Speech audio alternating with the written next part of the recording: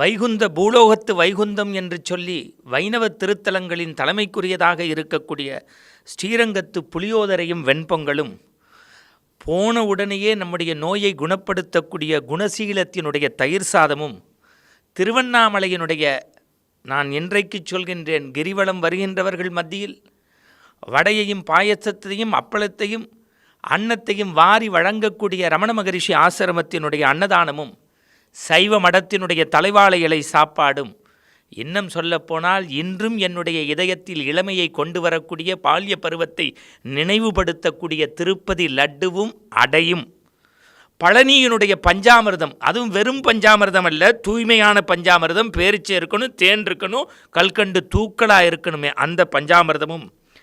ஐயப்பன் கோவிலினுடைய அரவணை பாயசமும் கூடுதலாக இருக்கக்கூடிய அப்பமும்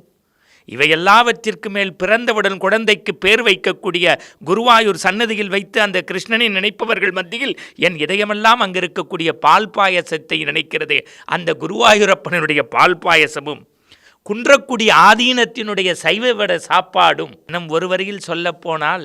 சகடபுரத்தினுடைய சக்கர பொங்கலையும் சாப்பிட்டு பார்த்தால்தான் திருக்கோவிலுக்குள் ஏன் போகின்றோம் என்கின்ற அருமை பெருமை புரியும்.